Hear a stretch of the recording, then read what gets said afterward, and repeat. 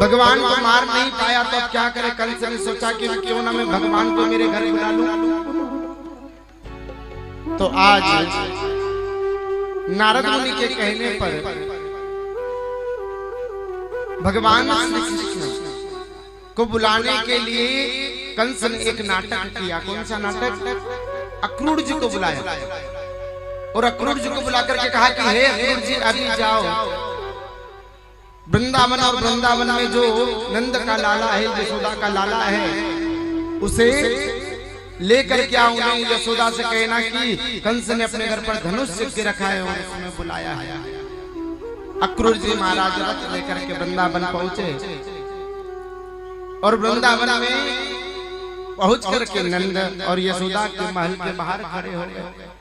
यशोदा ने जब अक्रूर जी को आते हुए देखा तो 2 मिनट के लिए तो यशोदा बड़ी प्रसन्न हो गई। हे अक्रूर जी प्रणाम हो, बताओ तुम किस लिए आए हो। अक्रूर जी को अंदर बुलाया, अक्रूर जी को घर में प्रवेश कराया, जलपान कराने लगी यशोदा। यशोदा जल लेकर के आई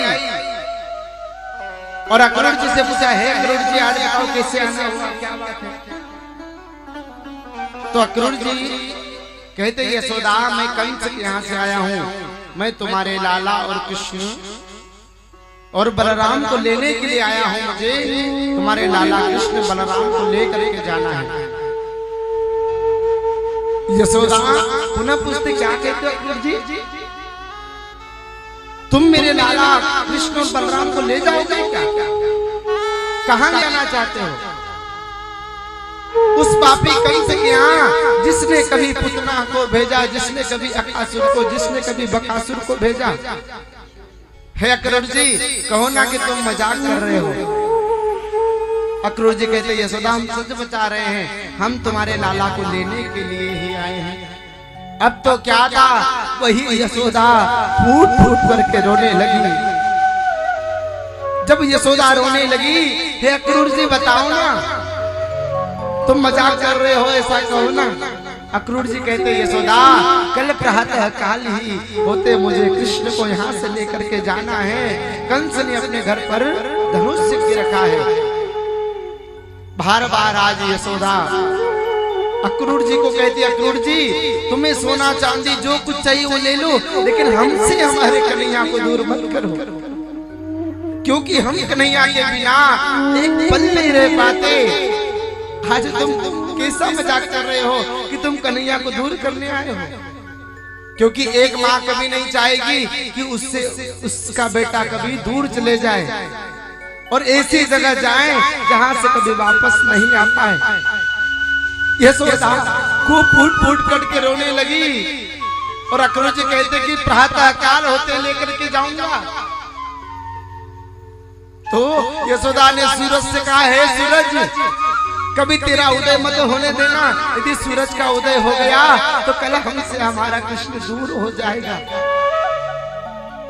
हे चंद्रमा तू इसी प्रकार रात्रि बनाए रखना, यदि रात तुम यहाँ से चली गई ना और सूर्य का उदय हो गया तो कल मेरा कृष्ण मुझसे दूर हो जाएगा और कृष्ण से मैं दूर होना कभी नहीं चाहती। यह बात पूरे वृंदावन में आज हवा में फैल गई कि कल कृष्ण हमें छोड़ करके जा रहे हैं, कल कृष्ण हमें छोड़ करके जा रहे हैं। सोचो कि जिस दिन कृष्ण वृंदावन को छोड़ करके गए होंगे उस दिन वृंदावन में कैसा होगा। भाई अपने घर से कोई मुख्य व्यक्ति यदि घर छोड़ के जाता है तो कितने रोते हो आप, कि जब घर चलाने वाला ही, घर का मुखिया ही घर छोड़ के चले जाए तो क्या होता है उस घर का दुख, क्या होती है उस घर की पीड़ा, ये तो घर वाले जानते हैं। कि जब वृंदावन को छोड़ करके बिहारी जी ही जाने लगे तो वृंदावन किस काम का रहेगा। यशोदा खूब रोने लगी, सारे ग्वाल वाल आ गए। हे कन्हैया तुझे जाना ही था तो तूने हमारे साथ माखन चोरी की लीला क्यों की? माखन क्यों चुराया थोड़ी देर? गोपिया कहती है कन्हैया तुम्हें जाना ही था, तुम हमारे पास आए क्यों? एक तो थोड़ी देर आ गए, थोड़ा सा आनंद दे दिया और आप जा रहे हो। अब तुम्हारे बिना किसके साथ रहेंगे? कन्हैया तुम 1-2 घंटे यदि हमको दिखते नहीं तो हम रोज रोती हैं। अब तो तुम न जाने कब आओगे। गौवे भी पता है, गौवे भी खूब रोई है, बछड़े भी खूब रोए हैं कन्हैया के जाने के गम में। सारे ग्वाल लोग यशोदा के महल के बाहर आ गए और जोर जोर से रोने लगे। हे कन्हैया, माँ यशोदा क्या कहती, कन्हैया तुझे उखल से बांध दिया था क्या, इसलिए तू जा रहा है? हे कन्हैया बताना, तुझे माखन नहीं दिया क्या, इसलिए तू मुझे छोड़ छोड़ के जा रहा है? कन्हैया मैं तुझे आज वचन देती हूँ कि जितना माखन लगे उतना ले लेना, लेकिन तो हमें छोड़ करके मत जा, क्योंकि हम तेरे बिना रह नहीं पाएंगे।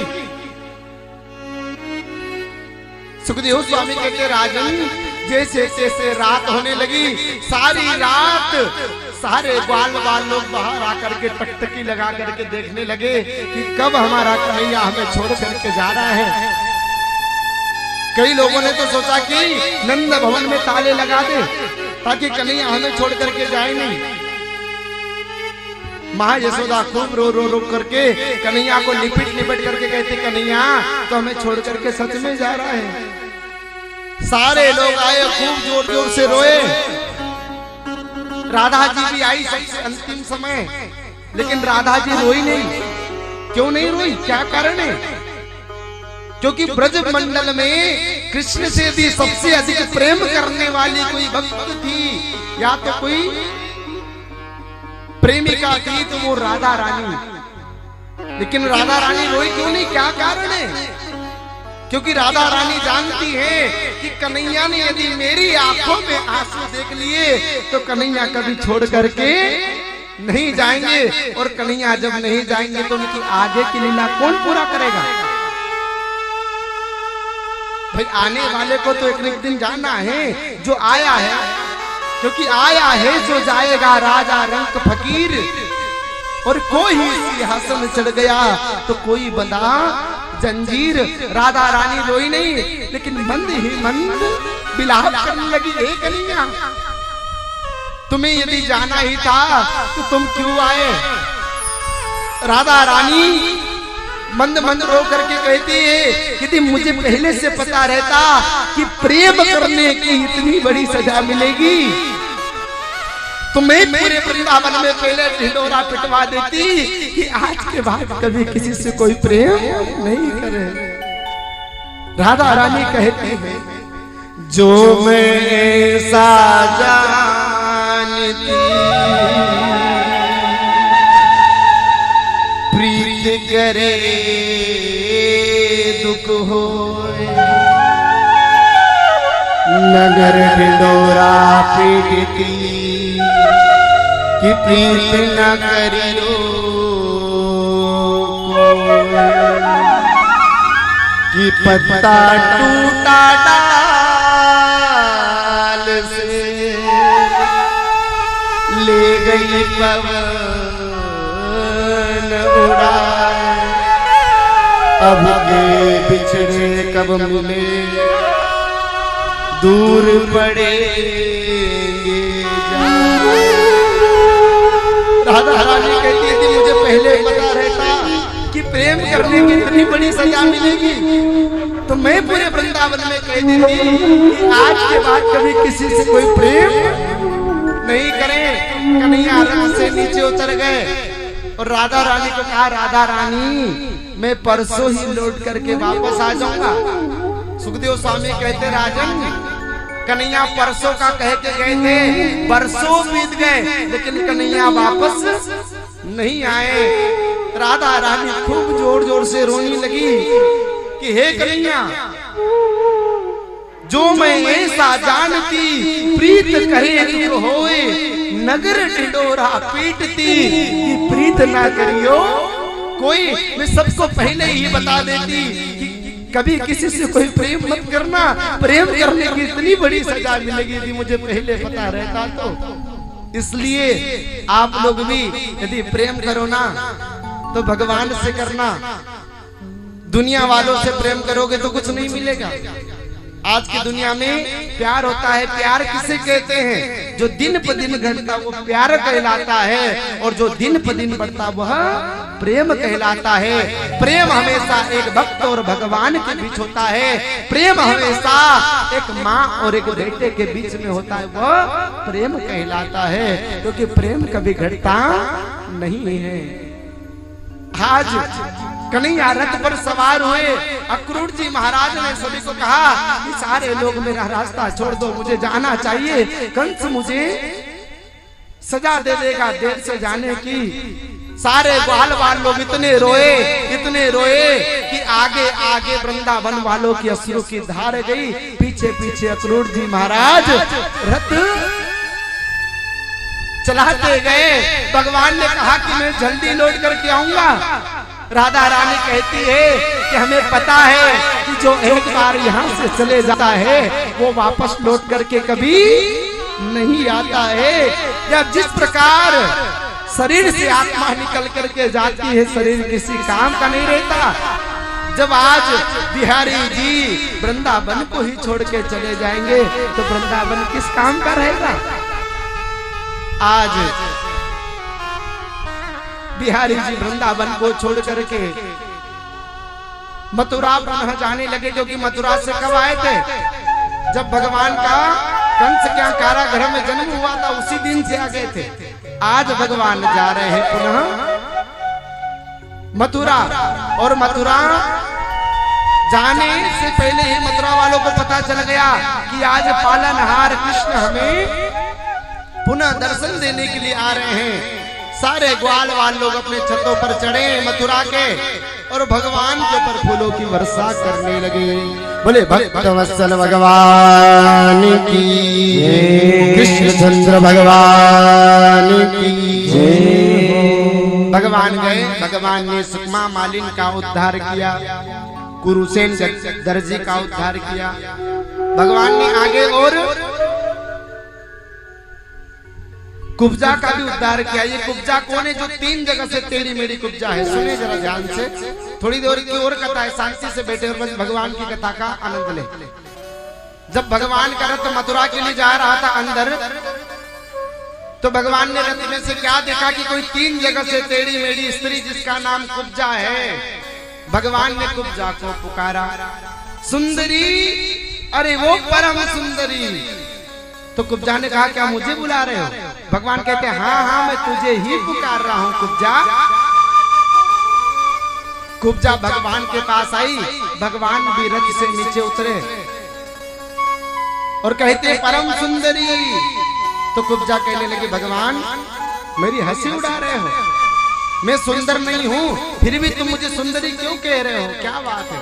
तो भगवान कहते हैं कि मेरी नजरों में शरीर की सुंदरता मायने नहीं रखती, जिसका मन पवित्र होता है, जिसका तन पवित्र होता है, वह मेरी नजरों में सुंदर कहलाने योग्य होता है। तो तुम्हारे जैसे सुंदर विचार वाली महिला मैंने अभी तक नहीं देखी, तुम्हारा मन बड़ा पवित्र है।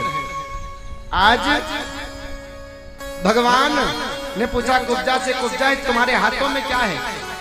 कुब्जा रोज चंदन लेकर के भगवान को, मतलब कंस को, वहां के जो उस समय राजा थे कंस को तिलक करने जाते थे। तो भगवान श्री कृष्ण ने कहा कि हे कुब्जा क्या आज थोड़ा सा तिलक हमें मिलेगा? आज कुब्जा भगवान श्री कृष्ण को तिलक करती है। तो भगवान ने तिलक के बदले में क्या दिया? वही 3 जगह से टेढ़ी मेरी स्त्री कुब्जा भगवान ने सीधे हाथ के अंगूठे से उस कुब्जा के सीधे पैर के अंगूठे को स्पर्श किया, और धीरे धीरे जब भगवान अपना हाथ ऊपर लाते गए, वही 3 जगह से टेढ़ी मेढ़ी कुब्जा परम सुंदरी का रूप लेकर के प्रकट हो गई। बोले भगवान की। आज वही कुब्जा भाव विभोर होकर के नाचने लगी, और मुझे मिल गया मन कामी कि दुनिया क्या जाने। और तुम्हें भी आज मन का मित मिला कि नहीं? ज्यादा कथा नहीं, लेकिन भगवान की साथी तो तुम्हें मिली जाएगी, इसलिए आनंद ले सके अपनी जगह पर। क्या जानी भाई क्या जानी, क्या जानी कोई क्या जानी, मुझे मिल गया मन कामी कि दुनिया ताली से जय हो।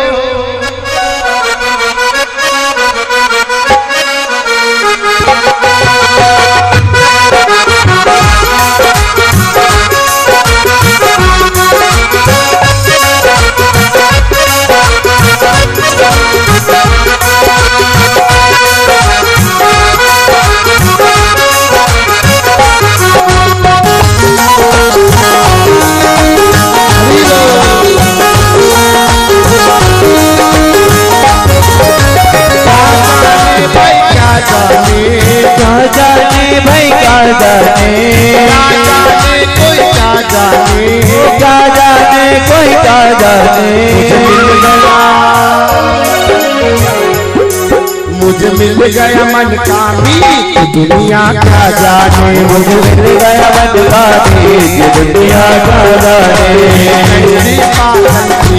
दुनिया क्या जाने। कैसी बादल थी दुनिया क्या जाने।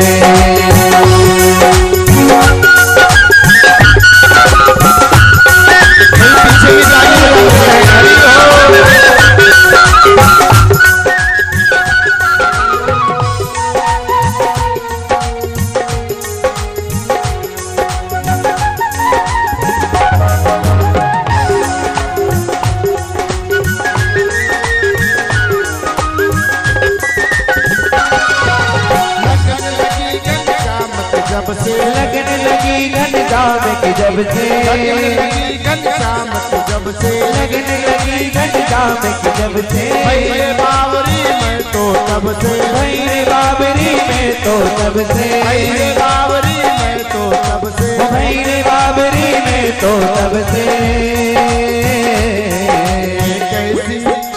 कैसी पागल प्रीत दुनिया क्या जाने।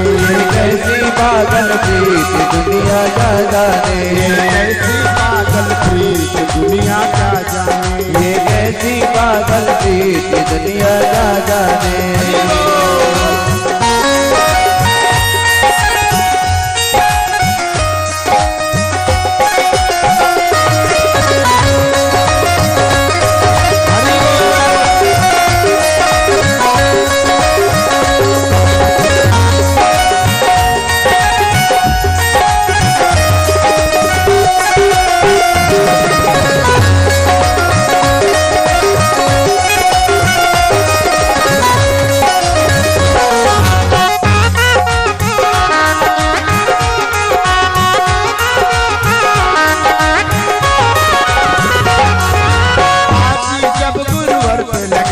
बाजी जब गुरुवर पे लगाई जब गुरुवर पे लगाई बाजी जब गुरुवर पे लगाई। पलट गया पासा मेरे भाई पलट गया पासा मेरे भाई पलट गया पासा मेरे भाई पलट गया पासा मेरे भाई।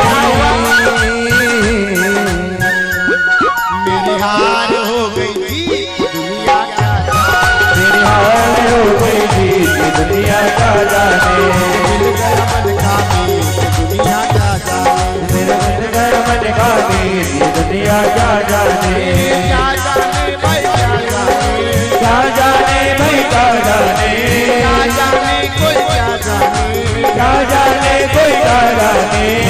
मेरा मन कामी दुनिया क्या जाने। मुझे मिल गया मन कामी दुनिया क्या जाने।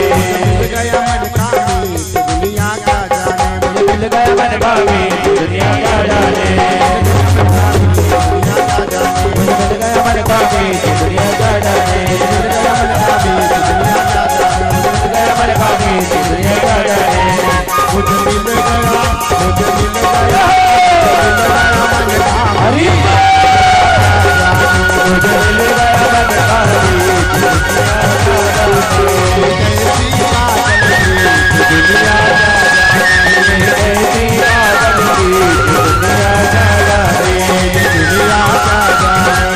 दुनिया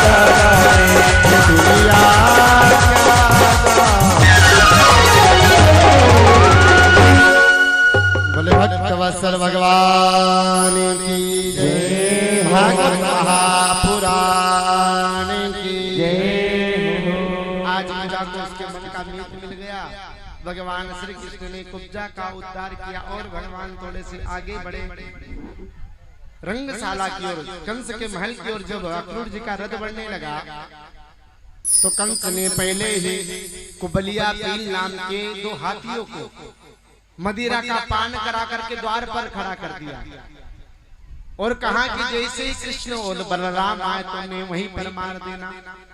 तो आज कृष्ण और बलराम जी पहुंचे द्वार पर, तो बलराम जी ने हाथियों को देखा और भैया से कहा, हे भैया, हे कन्हैया, यदि तुम कहो तो इनका उद्धार मैं कर दूं। लेकिन भगवान श्री कृष्ण कहते नहीं नहीं, ये मेरे भक्त हैं, इनका उद्धार मुझे ही करना है। सो भगवान श्री कृष्ण ने कुबलिया पील नाम के 2 हाथियों को दोनों हाथों में उठाया और उनके जो वरदान थे वो याद दिला करके जो पृथ्वी पर फेंका, दोनों हाथियों का नमो नारायण कर दिया। बोले भक्त वत्सल भगवान की जय हो। सुखदेव स्वामी कहते हैं, राजन, आज मथुरा का जो भारत आया, मथुरा के लोगों को जिन्होंने परेशान करके रखा था, वो आज परेशानी दूर हो रही है। कौन कर रहे हैं? भगवान श्री कृष्ण।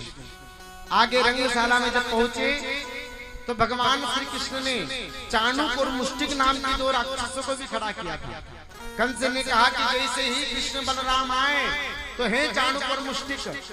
चाणूक और मुष्टिक ऐसे राक्षस थे जो 10 व्यक्तियों का एक साथ सामना करते थे, ऐसे बलशाली 2 राक्षस चाणूक और मुष्टिक नाम के। तो भगवान श्री कृष्ण ने मात्र अपने पंजे के सहारे से, हाथ का सहारा भी नहीं लिया, मात्र भगवान ने अपने दोनों पंजों के सहारे से चाणूक और मुष्टिक को उठा करके पृथ्वी पर फेंक दिया, उनका भी नमो नारायण कर दिया और भगवान आगे बढ़े रंगशाला में, जहाँ पर कंस ने भी धनुष के रखा था। भगवान श्री कृष्ण धनुष के पास में पहुंचे और भगवान श्री कृष्ण ने धनुष को उठा करके तोड़ दिया। कंस समझ गया कि जो धनुष को तोड़ देगा वो मुझे नहीं छोड़ेगा। भगवान अपने मामा कंस को कैसे मार सकते हैं? कई लोग हमसे ये प्रश्न करते हैं कि कोई भांजा यदि मामा को मारे तो क्या पाप नहीं लगे? तो क्या कारण था? सुने, भगवान चाहते तो देवकी के गर्भ से पहले बार में ही आ जाते, लेकिन भगवान का नंबर कितने नंबर पे आया? 8वें नंबर पर। तो भगवान 8वें नंबर पर इसलिए आए ताकि मामा पाप बहुत सारे कर ले। जब मामा ने 6 संतानों को मौत के घाट उतार दिया तो पाप का घड़ा भर गया, और जब तक मामा के पाप का घड़ा भरता नहीं, जब तक भांजा मारता कैसे? तो भगवान ने पहले पाप करवाए मामा के द्वारा, और तब भगवान श्री कृष्ण 8वें गर्भ में गए। और जो आकाशवाणी हुई थी कि देवकी का 8वां गर्भ तुझे मारेगा, तो आज वही मामा को मारने के लिए भगवान श्री कृष्ण देवकी का 8वां गर्भ बन करके गए और धनुष के 2 टुकड़े कर दिए। कंस समझ गया कि अब मेरी मौत मेरे निकट खड़ी है। वही भगवान श्री कृष्ण ने कंस को भी दोनों हाथों में उठाया और कहा कि मामा याद करो आकाशवाणी को कि देवकी का 8वां गर्भ तेरा काल होगा। तो हे मामा, हे कंस, मैं ही देवकी का 8वां गर्भ, मेरा नाम कृष्ण है, ऐसा वरदान और आकाशवाणी याद दिला करके मामा कंस का नमो नारायण कर दिया। बोले कंस निकंदन भगवान की जय हो, भागवत महापुराण की जय हो। आज पुनः अधर्म हार गया और धर्म की जीत हो गई। सारे मथुरा वाले आ जाए और कन्हैया को फूलों से खूब स्वागत करने लगे, खूब कन्हैया का स्वागत सम्मान करने लगे। हे कन्हैया, हम इतने सालों से परेशान थे इस पापी कंस के कारण, आज तुमने आकर के इस पापी कंस से हमें